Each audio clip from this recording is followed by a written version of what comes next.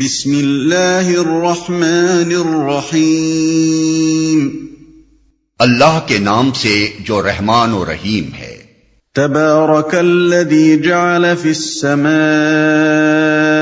بروجا وجعل فیہا سراجا وقمرا منیرا۔ بڑا متبرک ہے وہ جس نے آسمان میں برج بنائے اور اس میں ایک چراغ اور ایک چمکتا چاند روشن کیا۔ ایک چراغ یعنی سورج، جیسا کہ سورہ نوح میں بتصریح فرمایا وَجَعَلَ الشَّمْسَ سِرَاجًا، آیت 16۔ وَهُوَ الَّذِي جَعَلَ اللَّيْلَ وَالنَّهَارَ خِلْفَةً لِمَنْ أَرَادَ أَنْ يَذَّكَّرَ أَوْ أَرَادَ شُكُورًا۔ وہی ہے جس نے رات اور دن کو ایک دوسرے کا جانشین بنایا، ہر اس شخص کے لیے جو سبق لینا چاہے یا شکر گزار ہونا چاہے۔ یہ دو مراتب ہیں جو اپنی نوعیت کے لحاظ سے الگ اور اپنے مزاج کے اعتبار سے لازم و ملزوم ہیں۔ گردش لیل و نہار کے نظام پر غور کرنے کا پہلا نتیجہ یہ ہے کہ آدمی اس سے توحید کا درس لے، اور اگر خدا سے غفلت میں پڑا ہوا تھا تو چونک جائے، اور دوسرا نتیجہ یہ ہے کہ خدا کی ربوبیت کا احساس کر کے سر نیاز جھکا دے اور سراپا امتنان بن جائے۔ وَعِبَادُ الرَّحْمَنِ الَّذِينَ يَمْشُونَ عَلَى الْأَرْضِ هَوْنًا وَإِذَا خَاطَبَهُمُ الْجَاهِلُونَ قَالُوا سَلَامًا۔ رحمان کے اصلی بندے وہ ہیں جو زمین پر نرم چال چلتے ہیں، اور جاہل ان کے منہ آئیں تو کہہ دیتے ہیں تم کو سلام۔ اصلی بندے وہ ہیں، یعنی جس رحمان کو سجدہ کرنے کے لیے تم سے کہا جا رہا ہے اور تم اس سے انحراف کر رہے ہو، اس کے پیدائشی بندے تو سب ہی ہیں، مگر اس کے محبوب و پسندیدہ بندے وہ ہیں جو شعوری طور پر بندگی اختیار کر کے یہ اور یہ صفات اپنے اندر پیدا کرتے ہیں۔ نیز یہ کہ وہ سجدہ جس کی تمہیں دعوت دی جا رہی ہے، اس کے نتائج یہ ہیں جو اس کی بندگی قبول کرنے والوں کی زندگی میں نظر آتے ہیں، اور اس سے انکار کے نتائج وہ ہیں جو تم لوگوں کی زندگی میں عیاں ہیں۔ اس مقام پر اصل مقصود سیرت و اخلاق کے دو نمونوں کا تقابل ہے۔ ایک وہ نمونہ جو محمد صلی اللہ علیہ وسلم کی پیروی قبول کرنے والوں میں پیدا ہو رہا تھا، اور دوسرا وہ جو جاہلیت پر جمے ہوئے لوگوں میں ہر طرف پایا جاتا تھا۔ لیکن اس تقابل کے لیے طریقہ یہ اختیار کیا گیا ہے کہ صرف پہلے نمونے کی نمایاں خصوصیات کو سامنے رکھ دیا اور دوسرے نمونے کو ہر دیکھنے والی آنکھ اور سوچنے والے ذہن پر چھوڑ دیا کہ وہ آپ ہی مقابل کی تصویر کو دیکھے اور آپ ہی دونوں کا موازنہ کرے۔ اس کے بیان کی حاجت نہ تھی کیونکہ وہ گرد و پیش سارے معاشرے میں موجود تھا۔ نرم چال چلتے ہیں، یعنی تکبر کے ساتھ اکڑتے اور اینٹتے ہوئے نہیں چلتے، جباروں اور مفسدوں کی طرح اپنی رفتار سے اپنا زور جتانے کی کوشش نہیں کرتے، بلکہ ان کی چال ایک شریف اور سلیم الطبع اور نیک مزاج آدمی کی سی چال ہوتی ہے۔ نرم چال سے مراد ضعیفانہ اور مریضانہ چال نہیں ہے، اور نہ وہ چال ہے جو ایک ریاکار آدمی اپنے انکسار کی نمائش کرنے یا اپنی خدا ترسی کا مظاہرہ کرنے کے لیے تصنع سے اختیار کرتا ہے۔ نبی صلی اللہ علیہ وسلم خود اس طرح مضبوط قدم رکھتے ہوئے چلتے تھے کہ گویا نشیب کی طرف اتر رہے ہیں۔ حضرت عمر رضی اللہ عنہ کے متعلق روایات میں آیا ہے کہ انہوں نے ایک جوان آدمی کو مریل چال چلتے دیکھا تو روک کر پوچھا کیا تم بیمار ہو؟ اس نے عرض کیا نہیں۔ آپ نے درہ اٹھا کر اسے دھمکایا اور بولے قوت کے ساتھ چلو۔ اس سے معلوم ہوا کہ نرم چال سے مراد ایک بھلے مانس کسی فطری چال ہے، نہ کہ وہ جو بناوٹ سے منکسرانہ بنائی گئی ہو یا جس سے خوامخواہ کی مسکنت اور ضعیفی ٹپکتی ہو۔ مگر غور طلب پہلو یہ ہے کہ آدمی کی چال میں آخر وہ کیا اہمیت ہے جس کی وجہ سے اللہ کے نیک بندوں کی خصوصیات گناتے ہوئے سب سے پہلے اس کا ذکر کیا گیا۔ اس سوال کو ذرا تأمل کی نگاہ سے دیکھا جائے تو معلوم ہوتا ہے کہ آدمی کی چال محض اس کے انداز رفتار ہی کا نام نہیں ہے، بلکہ در حقیقت وہ اس کے ذہن اور اس کی سیرت و کردار کی اولین ترجمان بھی ہوتی ہے۔ ایک عیار آدمی کی چال، ایک غنڈے بدماش کی چال، ایک ظالم و جابر کی چال، ایک خود پسند متکبر کی چال، ایک باوقار مہذب آدمی کی چال، ایک غریب مسکین کی چال، اور اسی طرح مختلف اقسام کے دوسرے انسانوں کی چالیں ایک دوسرے سے اس قدر مختلف ہوتی ہیں کہ ہر ایک کو دیکھ کر بآسانی اندازہ کیا جا سکتا ہے کہ کس چال کے پیچھے کس طرح کی شخصیت جلوہ گر ہے۔ پس آیت کا مدعا یہ ہے کہ رحمان کے بندوں کو تو تم عام آدمیوں کے درمیان چلتے پھرتے دیکھ کر ہی بغیر کسی سابقہ تعارف کے الگ پہچان لوگے کہ یہ کس طرز کے لوگ ہیں، اس بندگی نے ان کی ذہنیت اور ان کی سیرت کو جیسا کچھ بنا دیا ہے، اس کا اثر ان کی چال تک میں نمایاں ہے۔ ایک آدمی انہیں دیکھ کر پہلی نظر میں جان سکتا ہے کہ یہ شریف اور حلیم اور ہمدرد لوگ ہیں، ان سے کسی شر کی توقع نہیں کی جا سکتی۔ تم کو سلام۔ جاہل سے مراد ان پڑھ یا بے علم آدمی نہیں، بلکہ وہ شخص ہے جو جہالت پر اتر آئے اور کسی شریف آدمی سے بدتمیزی کا برتاؤ کرنے لگے۔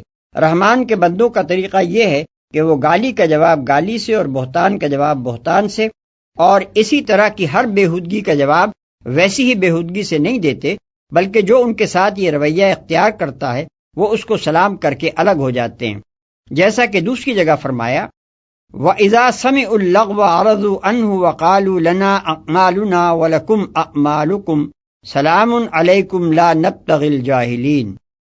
سورہ قصص آیت 55۔ یعنی اور جب وہ کوئی بیہودہ بات سنتے ہیں تو اسے نظر انداز کر دیتے ہیں، کہتے ہیں بھائی ہمارے اعمال ہمارے لیے ہیں اور تمہارے اعمال تمہارے لیے، سلام ہے تم کو، ہم جاہلوں کے منہ نہیں لگتے۔ والذین یبیتون لربهم سجدا وقیاما والذین یقولون ربنا اصرف عنا عذاب جہنم ان عذابها كان غراما انها ساءت مستقرا ومقاما۔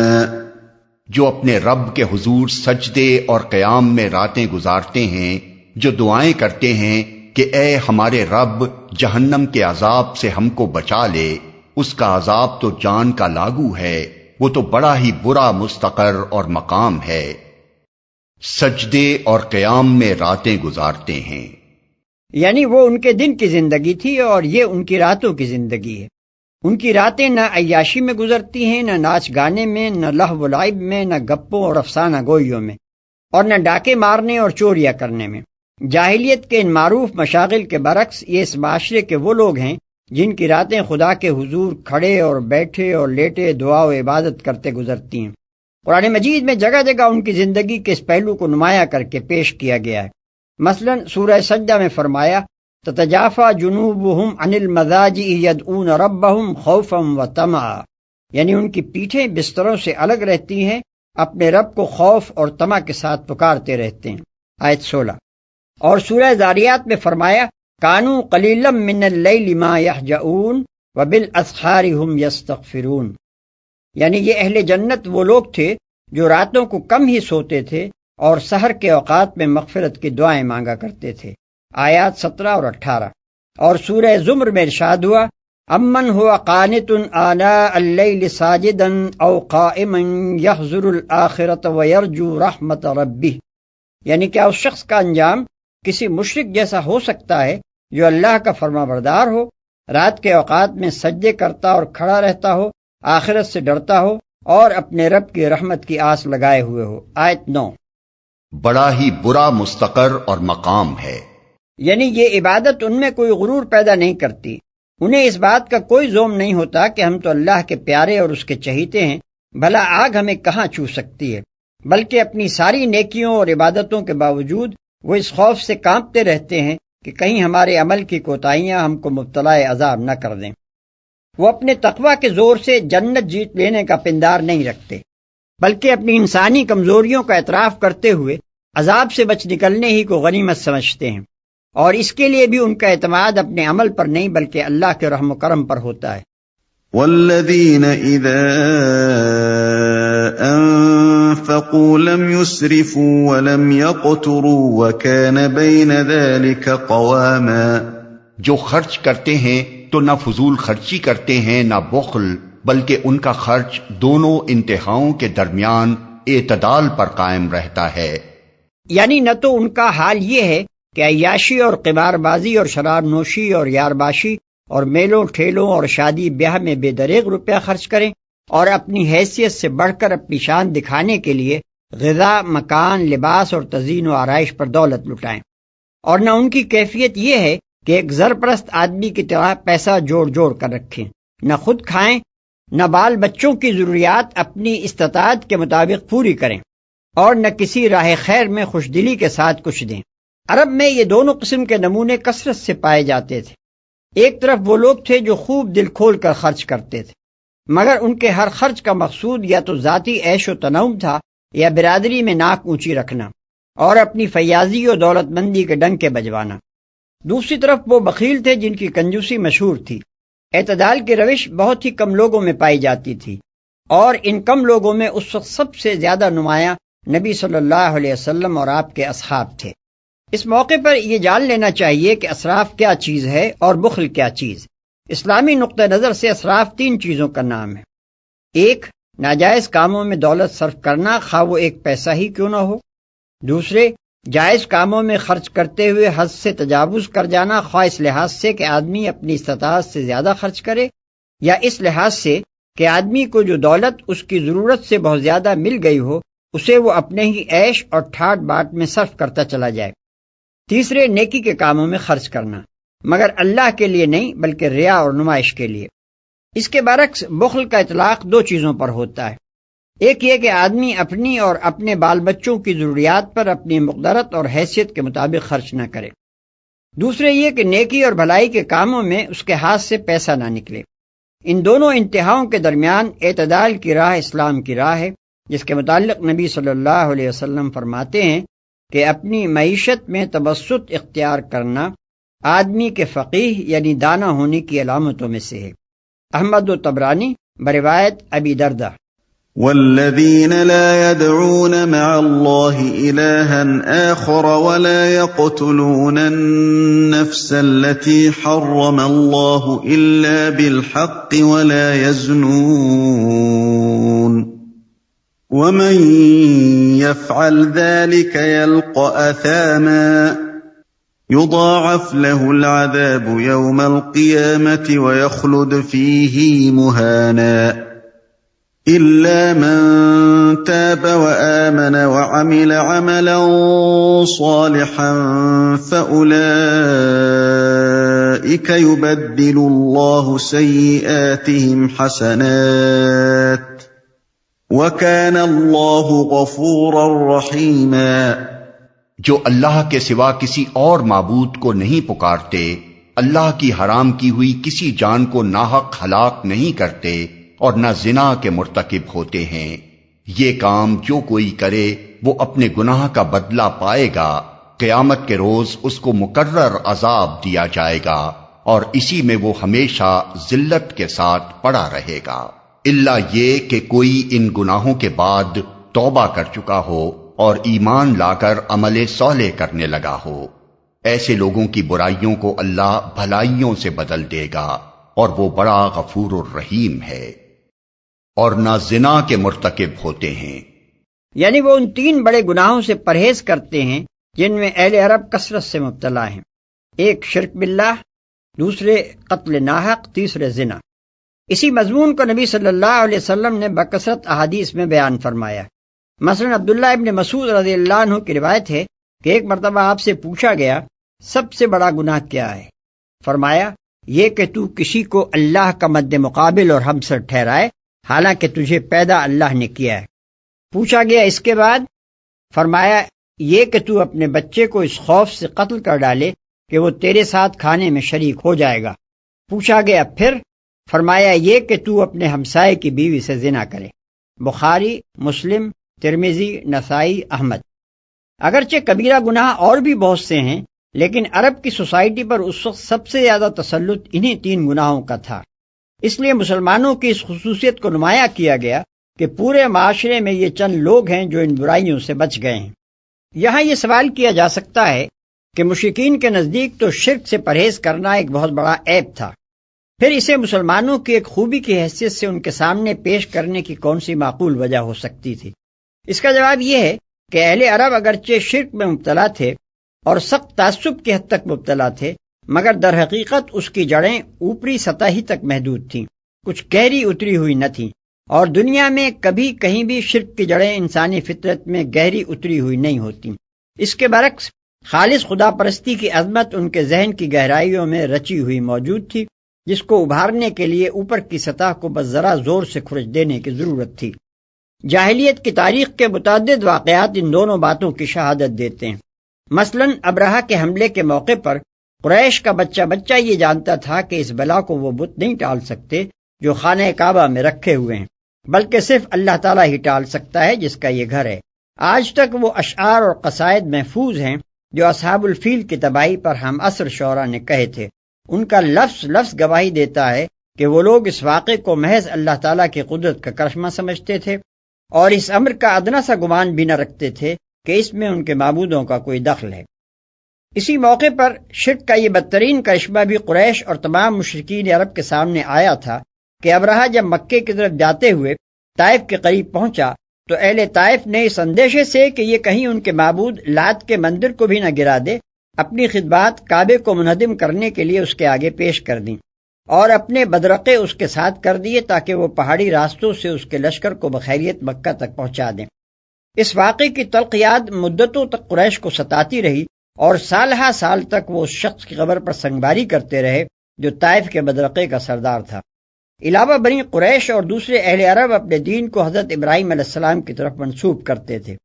اپنے بہت سے مذہبی اور معاشرتی مراسم اور خصوصاً مناسک حج کو دین ابراہیمی کے اجزاء قرار دیتے تھے اور یہ بھی مانتے تھے کہ حضرت ابراہیم علیہ السلام خالص خدا پرست تھے، بتوں کی پرستش انہوں نے کبھی نہیں کی۔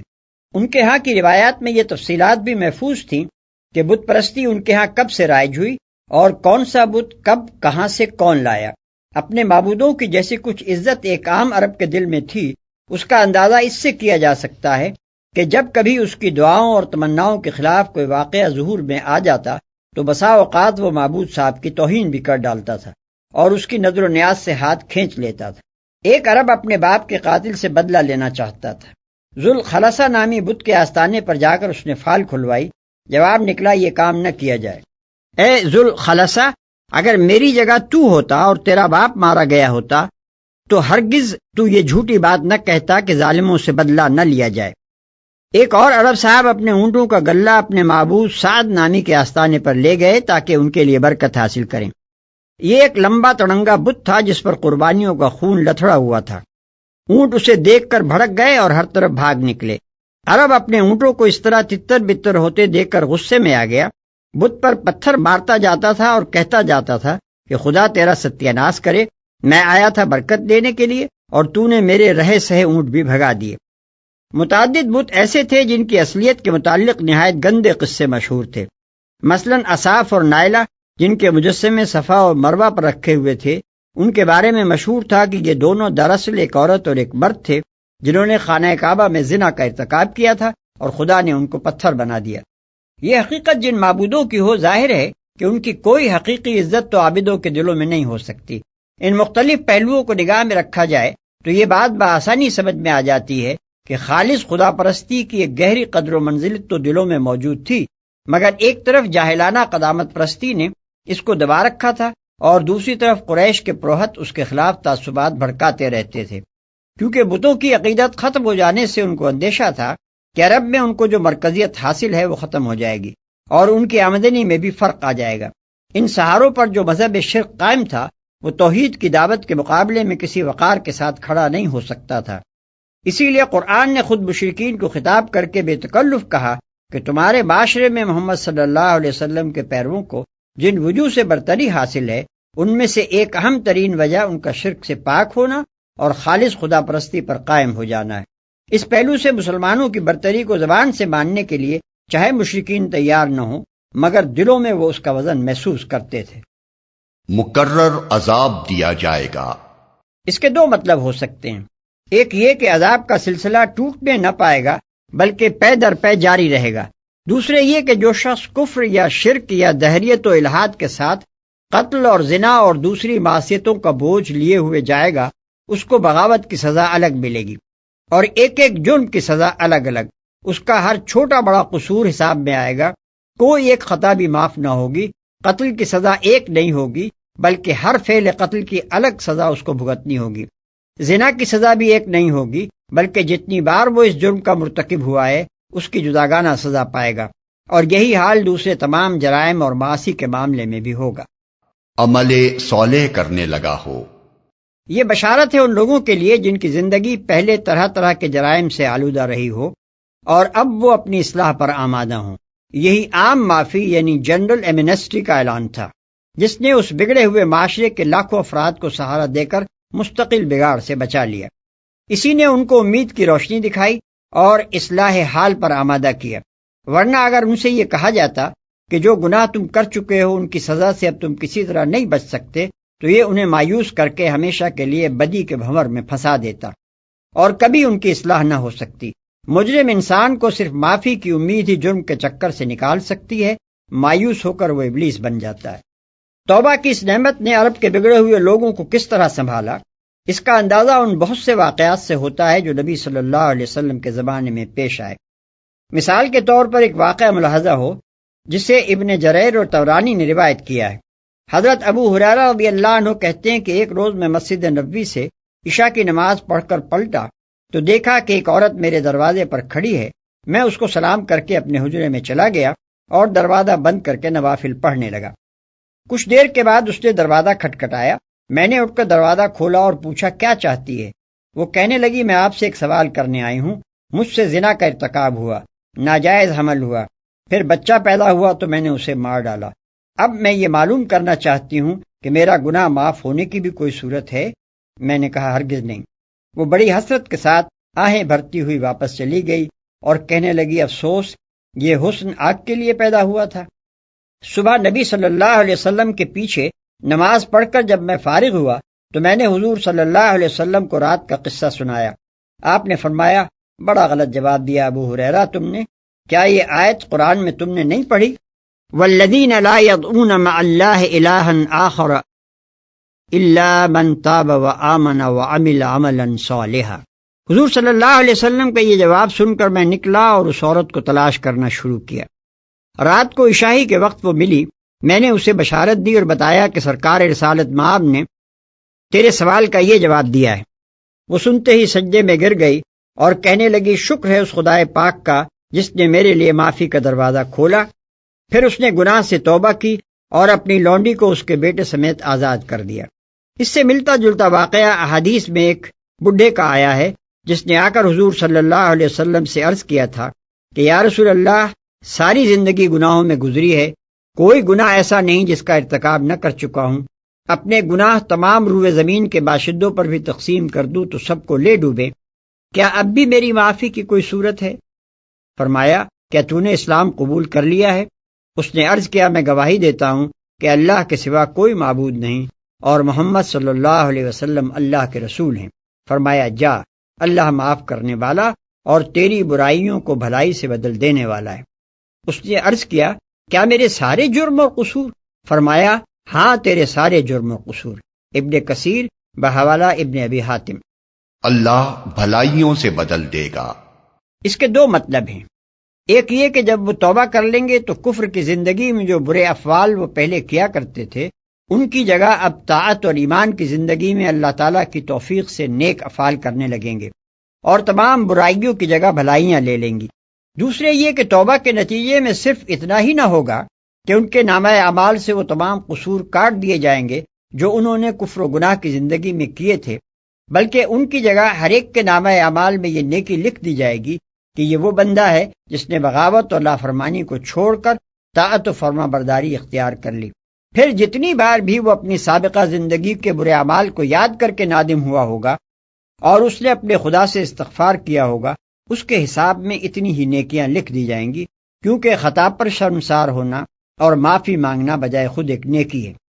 اس طرح اس کے نامہ اعمال میں تمام پچھلی برائیوں کی جگہ بھلائیاں لے لیں گی اور اس کا انجام صرف سزا سے بچ جانے تک ہی محدود نہ رہے گا بلکہ وہ الٹا انعامات سے سرفراز ہوگا۔ وَمَن تَابَ وَعَمِلَ صَالِحًا فَإِنَّهُ يَتُوبُ إِلَى اللَّهِ مَتَابًا۔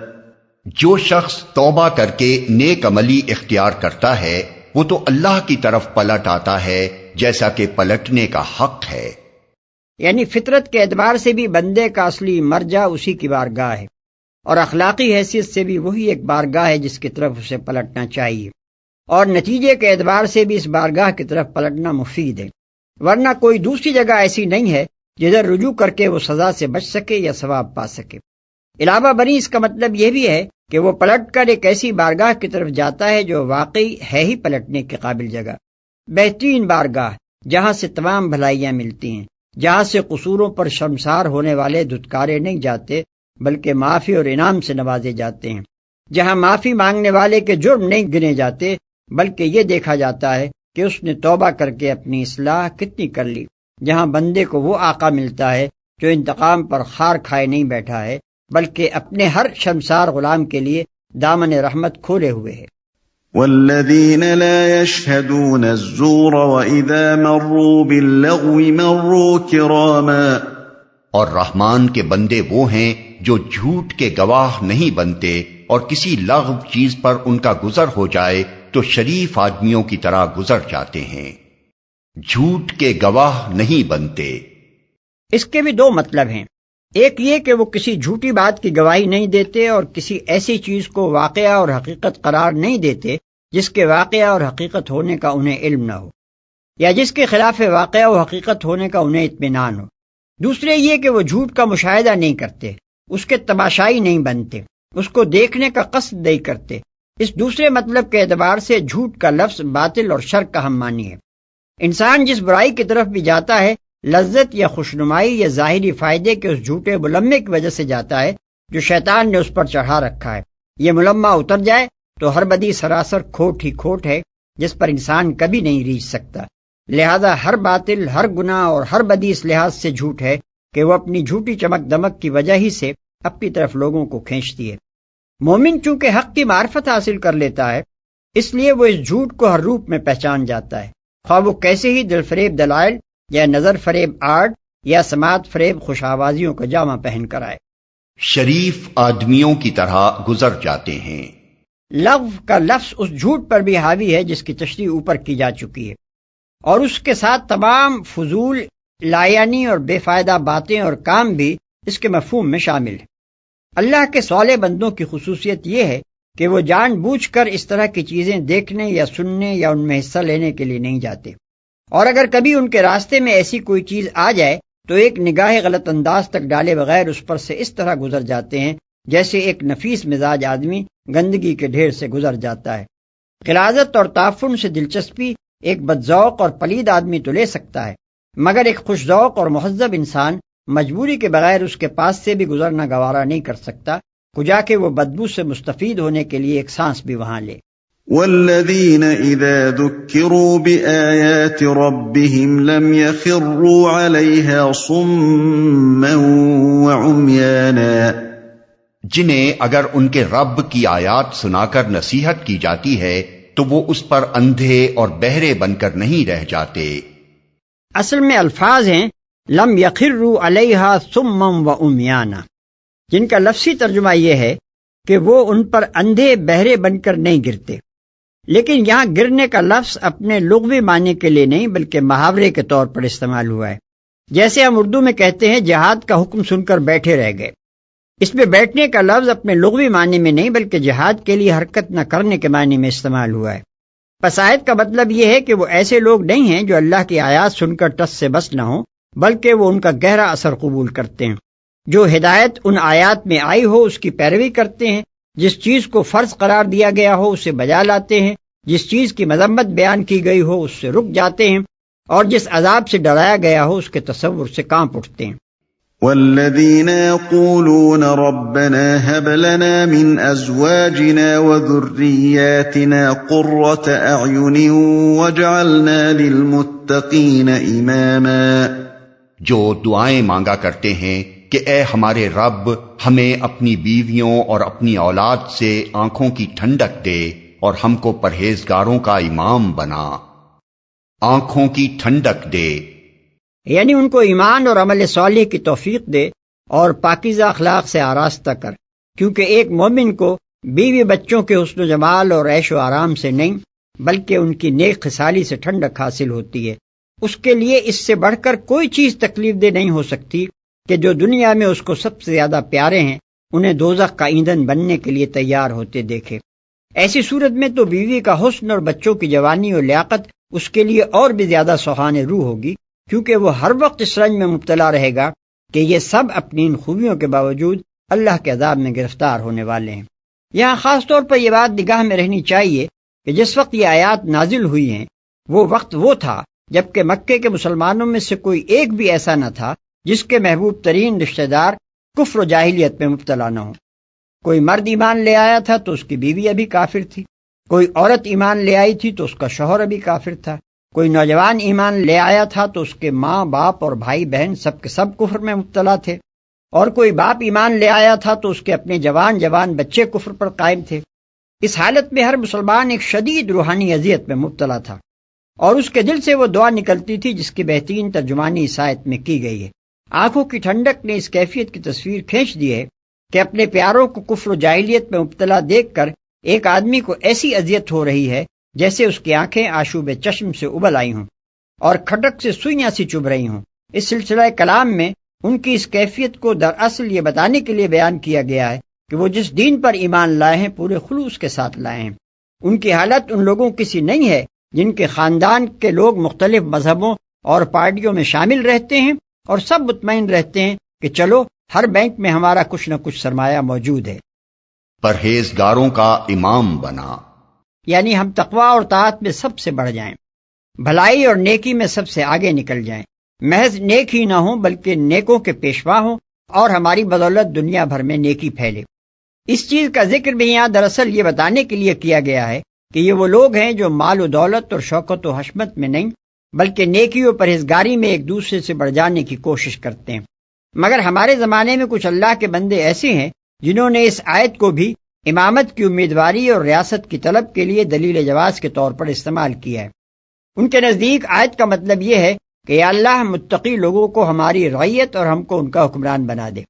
اس سخن فہمی کی داد امیدواروں کے سوا اور کون دے سکتا ہے؟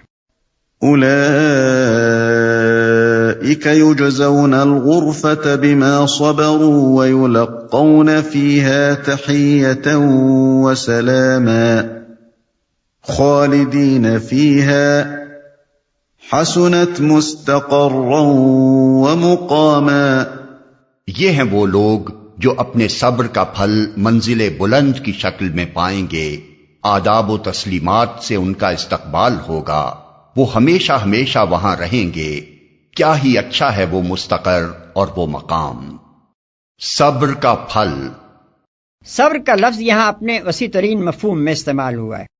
دشمنان حق کے مظالم کو مردانگی کے ساتھ برداشت کرنا، دین حق کو قائم اور سربلند کرنے کی جد و جہد میں ہر قسم کے مصائب اور تکلیفوں کو سہ جانا، ہر خوف اور لالچ کے مقابلے میں راہ راست پر ثابت قدم رہنا، شیطان کی تمام ترغیبات اور نفس کی ساری خواہشات کے علی الرغم فرض کو بجا لانا، حرام سے پرہیز کرنا اور حدود اللہ پر قائم رہنا، گناہ کی ساری لذتوں اور منفعتوں کو ٹھکرا دینا، اور نیکی اور راستی کے ہر نقصان اور اس کی بدولت حاصل ہونے والی ہر محرومی کو انگیز کر جانا۔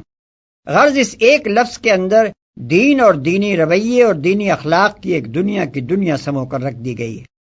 منزل بلند کی شکل میں، اصل میں لفظ غرفہ استعمال ہوا ہے جس کے معنی بلند و بالا عمارت کے ہیں۔